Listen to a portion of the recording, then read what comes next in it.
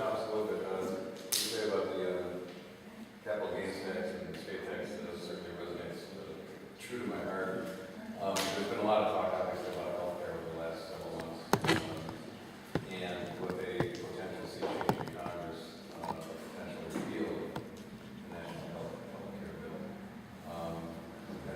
I'd like to hear your thoughts on that. Yeah, I'm not naive to think that you can repeal or replace it next year. President Obama will veto anything that comes down. So, one good thing is that it's not fully implemented until 2014. So, I'm for repealing and replacing it, but in the meantime, working within the structure that we have, fixing as much as you can fix, that is going to be broke right off the bat.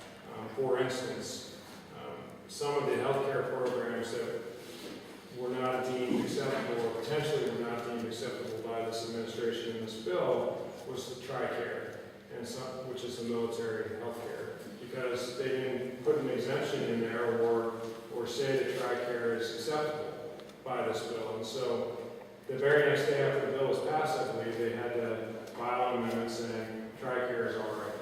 So that's one of the problems you have with creating this monster, I believe, at midnight, on Sunday, without anybody knowing what was in the bill, without it being vetted really by anybody, not put on C-SPAN for 5 days beforehand or whatever, the White House's website. So nobody knew what was in the bill, and you have a lot of mistakes, quite frankly, in there. And if people were thinking about veterans, they wouldn't have had that mistake. Or if you had more veterans down there, maybe somebody would say, hey, did you guys think of this? Because they obviously didn't.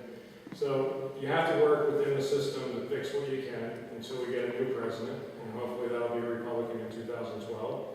And then we can stop it from being fully implemented in 2014 and replace it with a more reasonable, common sense conservative approach. And I've always advocated reform, but on a bulleted, one-by-one approach. Take pre-existing conditions, get to a common ground where everybody can agree, and move on to the next one. Instead of the shotgun approach that we have, and nobody really knows what's going to happen in the future. We already know that the cost estimates have already been blown out. The president got on TV or radio last week and said, we need to do the doctor fix because Medicare payments are going to go down by 21%. And the doctors don't have to take Medicare, and if they're getting 21% less than they were making before, they can just drop it all together. So where Mark Schauer goes around and tells all seniors that your Medicare benefits aren't going to be affected, well, in one sense, he's right. But reality is your access to those benefits, or whether you ever get them, is another story altogether. For instance, when I was in the Marine Corps, everybody says, well, the Marine Corps had a great healthcare system. It was pretty good, but you had a population of pretty healthy young men and women, so you didn't have a population of older men and women that needed hips replaced or knees replaced or whatever.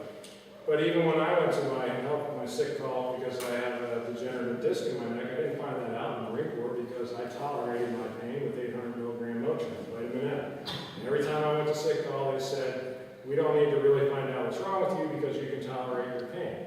It was only later that I found out that I had this degenerative disc, and the reason that they didn't want me to find out for sure, it wasn't that they didn't want me to find out, but on the triage level, I'm doing all right, where they had one MR machine on the West Coast, where I was at the time, that was a year-long wait.